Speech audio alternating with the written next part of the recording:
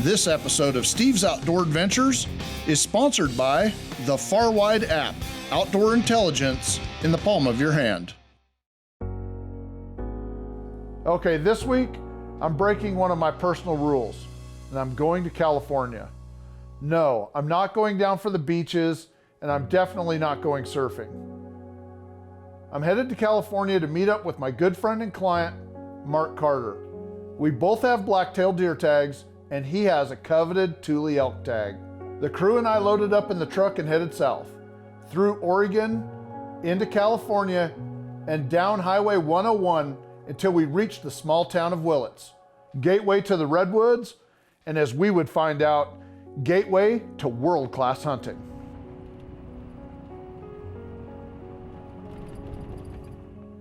Pacific blacktail deer and tule elk have overlapping ranges in this area of California. And blacktail are found from coastal British Columbia all the way down to central California. And while I could have hunted blacktail in my home state, I doubt that there's anywhere with hunting that's even close to the quality of hunting in Mendocino County.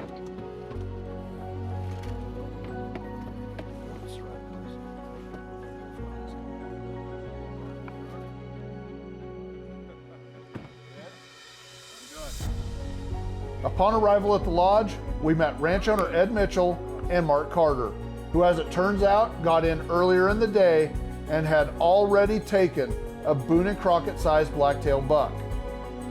Mark is getting close to finishing his Super Slam of North America, and he needed both the blacktail and the tule elk in his quest to take all 29 big game species. So with his deer tag filled, we headed out the next morning to focus on hunting for an elk. Besides Ed, we would be hunting with guide Dylan Baca, and because we had 2 camera operators and Mark, we decided to use a Jeep and a side-by-side to navigate the ranch and get into the various hunting areas.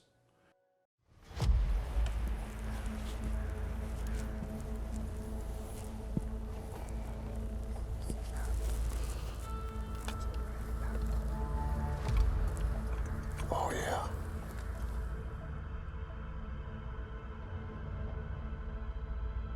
So we headed off into the pre-dawn light, and it wasn't long before we saw our first tule elk. This was a small 5x5 with some cows. Too small to shoot on the first day of a hunt, and on this ranch, it's too small to shoot anytime. This property has a reputation for producing really big bulls, and we had a goal of filling Mark's elk tag with a big 6x6.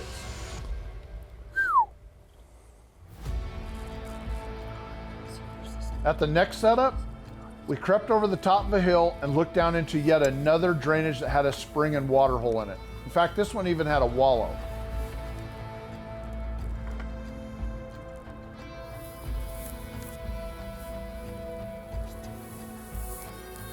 And right off the bat, we spotted another small bull. But we also started to see other elk. And before long, we had 3 different bulls going right in the draw below us and within easy rifle range.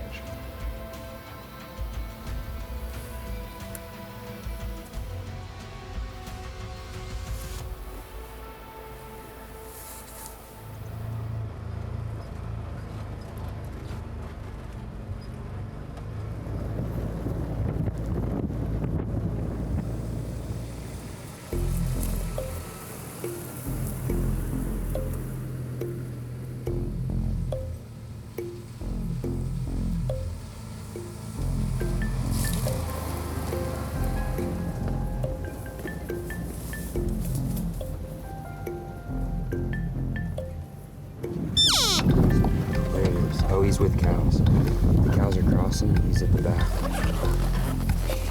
They're about to come in.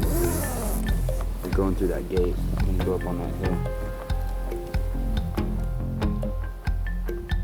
We're getting set up above spots where the elk are known to be. Dylan and I are doing calling sequences, hoping to pull these bulls out right at the front of the rut. Hasn't started yet. We're getting bulls to talk a little bit today. But this one we're hoping for is that there's a bull up in that timber somewhere. Make some calling, entice them to even just stick their head out for a minute and see what they are. Get a shot opportunity. Might come in silent, might come in screaming, never know.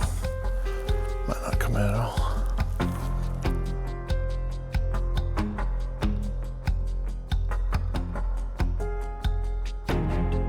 It seemed like everywhere we drove on the ranch, we saw more elk. They were at the pond and in the meadows. And while we saw several blacktail bucks, I wanted to focus on Mark's elk tag. There would be plenty of time to deer hunt when the elk hunt was over.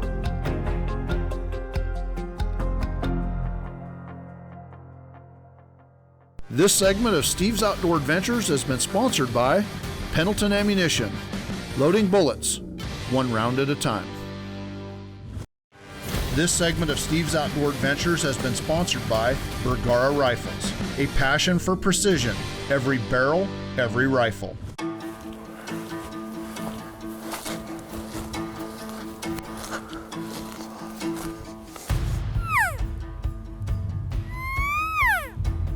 Dylan and Ed decided we should do a setup at the top of a draw above a water hole.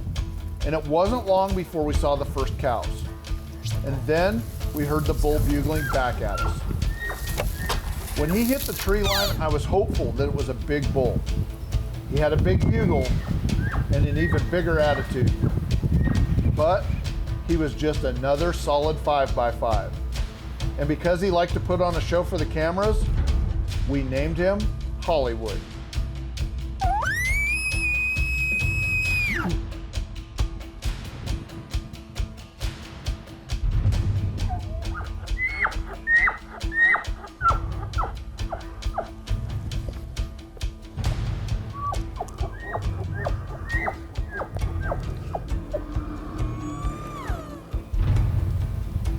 Vocal, one of those things that you just experience when you're elk hunting. If you've ever been elk hunting, you just know that just puts chills down your own whole body. So the guide actually said we should call him Hollywood.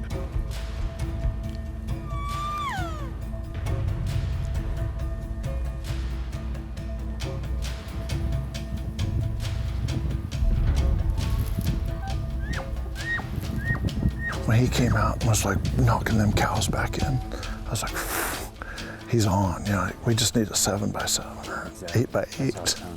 Just needs to be a 300-inch 6x6 and doing business. He is in business, I can tell you that. It's early, but they're starting to get going. Perfect overcast, I don't know, 60 degrees. From what I hear, the elk are on the move.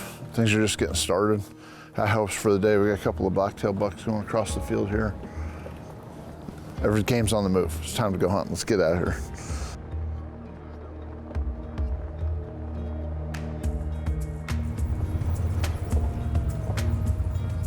More elk up here. The next morning was overcast and cool, but warmer than the day before. And it wasn't long before we spotted another 5x5 bull pushing his cows to cover early. And then we spotted a lone 5x5. It's good to see a lot of young bulls in the herd. While we're content to pass on them, it shows the quality of hunting will continue as these younger bulls get older and bigger. As the morning hunt was about to end, we spotted a group of hogs feeding, and then we spotted two boars that were off feeding all by themselves on a hillside. Now, Mark and I both have pig tags, so we decided to make a stalk. Let's sneak up that bottom and cut it down a little bit, and we'll just guess. It's important to note that in California, all hunting ammo must be lead-free. This was taken into account when we set up the rifles for this hunt. On this stalk, Mark is using the Bergara Premier Series Highlander in 6.5 Creedmoor. It's topped with the all-new Burris Eliminator 4 laser scope and loaded with Pendleton ammunition using lead-free 147 grain hunting bullets. The rifle shoots half MOA accuracy and is deadly accurate out to 750 yards with enough terminal energy for long-range deer hunting. And it's more than enough gun to handle a Northern California wild pig. This segment of Checking Zero was sponsored by the Adventure Armory, rifle, scope, and ammo packages for hunters. Mark and I followed Dylan across the pasture, and using the cover in the creek bottom, we closed the distance to 200 yards. Mark got set up in the sticks, and as we like to say, he ranged them and eliminated them.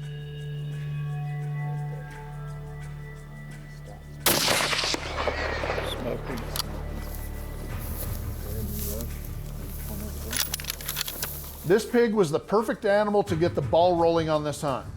Not only did we get to put about 100 pounds of pork in the freezer, but it allowed us to field test our new ammo and take the first ever animal with the new Eliminator 4 laser scope. Back at the ranch, we skinned the pig and made sure that he was in the cooler, ready to go to the processor before we went and ate lunch. It was a bit early for the elk rut, but on a ranch like this, we all felt like it could happen at any time. This segment of Steve's Outdoor Adventures has been sponsored by Burris Optics. Find what matters. This segment of Steve's Outdoor Adventures has been sponsored by Marathon Seat Covers. We've got you covered. I'll tell you what, a lot of elk, a lot of deer, hogs. This place is a wildlife, sanctuary, it seems like. So we're gonna load back up, go out for the evening hunt. It's pretty hazy with the smoke from the fires that are just to the south of us. I mean, based on the amount of game we saw this morning, anything's possible this evening. As we went out for the evening hunt, we all noticed that the smoke was getting worse. The fires to the south and east of the ranch were growing and getting closer. And from experience, I know that smoke affects not only animal behavior, but it acts like fog and it affects our visibility. And based on the forecast, I could see that temperatures are rising, which meant that elk activity would be dropping. With a sense of urgency, Dylan and I upped our game. We started hitting more and more of the small pockets where the elk like to hang out. We made several calling sequences, cow calling and bugling. Tule elk are vocal and fun to hunt because they come to the call. Unbelievable.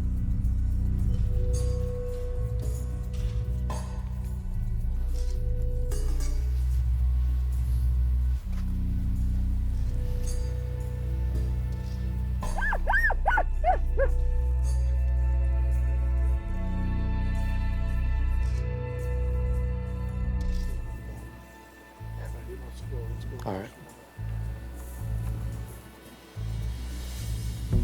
We went and hunted all of the best spots. We covered them all. By mid-morning, it was 90 degrees and the elk were bedded for the day. Watching the news didn't make us feel any better about the hunt. Not only were temperatures about to reach 100 degrees in the coming days, but the forest fires that were producing so much smoke were getting closer. We were going to need to make something happen, and fast.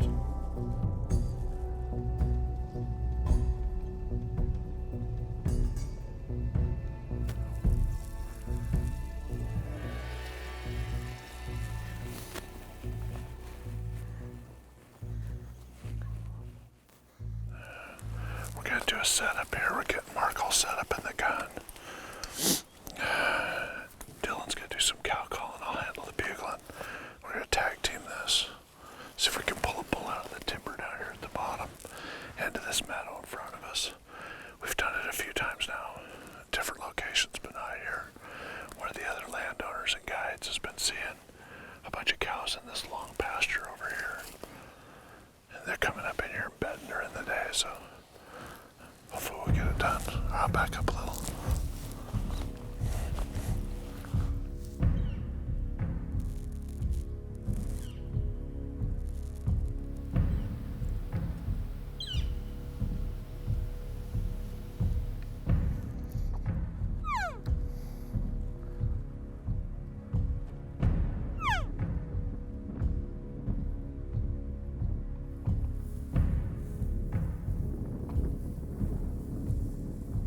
There's a spring up here.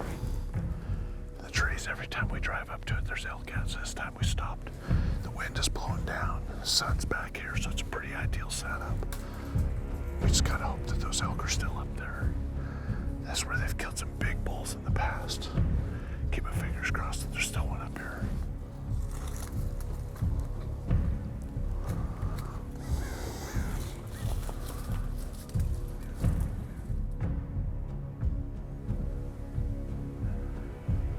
We went back and set up above the water hole again. And sure enough, we called in old Hollywood. But this time, just a day later, he didn't have any cows. And he was missing one side of his rack. Later, Hollywood shows up again, but this time he only has one horn. So he got his butt kicked. While he was fun to play with, we decided that we needed to find the bull that kicked his butt and took his cows. See that coming off? It broke on a weak spot. This segment of Steve's Outdoor Adventures is sponsored by the Far Wide app. Outdoor intelligence in the palm of your hand. This segment is sponsored by Adventure Armory. Rifle, scope, and ammunition packages shipped, ready to shoot.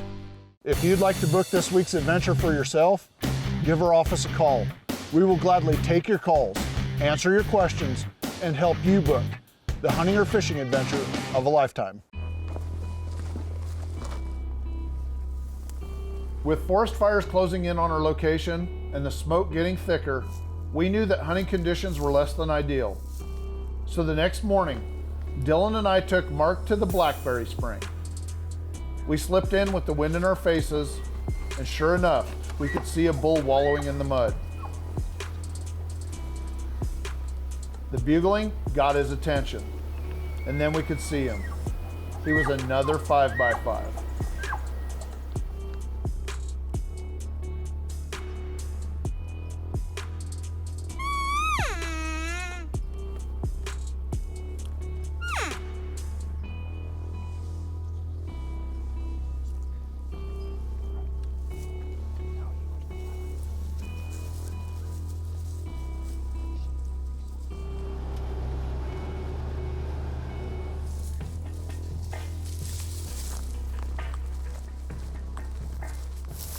This morning, we had a bull rolling in the dark timber over there.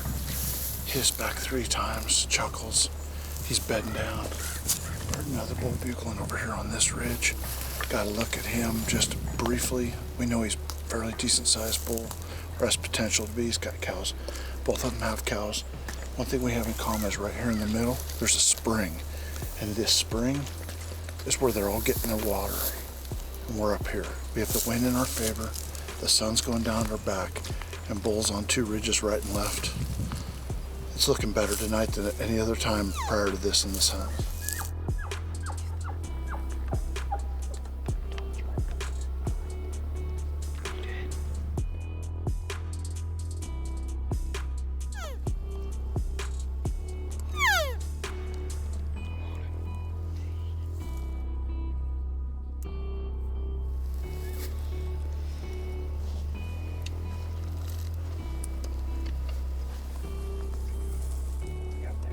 You know, we could have tagged out. I mean, we had bulls every day talking to us and doing that. It just wasn't. We knew we could do better if we came back in a few weeks. So we spent 5 days, had a great time chasing bulls, and just decided that we were going to hold off. We worked that ridge all day, calling in bulls from across the canyon, and until the last minutes of daylight, we didn't quit. That night, with a massive wildfire bearing down on the ranch and the nearby town of Willits, it was decided that Mark would head home with the plan to return in a few weeks after the fire danger had passed and the mid-September rut, hopefully in full swing.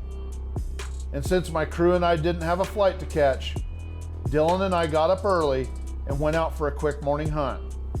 That deer tag was burning a hole in my pocket.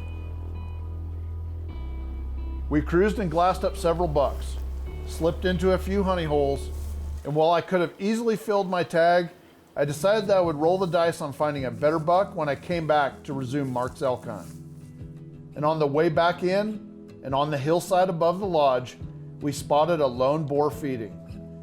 He was in the perfect spot for a shot, I used a rifle that you'll hear more about next week, the 300 PRC, topped with the Burris Eliminator 4.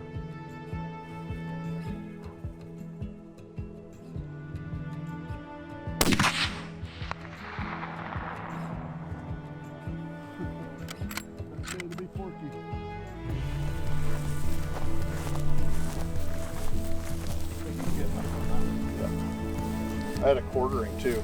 Quartered away. Yeah, that's what I'm saying. It's quartering away, so I went in. You see I exited up in that side.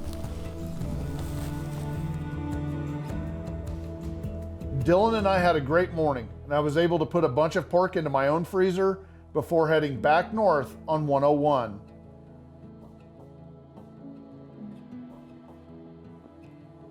While we were gone, the fires raged. Willits was evacuated, and the ranch was threatened by a catastrophic fire, the likes of which the state of California had never seen before. All of us at Steve's Outdoor Adventures would like to salute the wildlands firefighters battling the historic blazes across the western United States. Our thoughts have always been with you, and you have our eternal gratitude. Remember, if you'd like to book this hunt or any other hunting or fishing adventure, give our office a call. We're always available to take your calls, answer your questions, and help you book the hunting or fishing adventure of a lifetime. Unfortunately, that's all the time we have for this week's show. But please remember to join us again next week as we return to California and experience the finest hunting that NorCal has to offer here on Steve's Outdoor Adventures.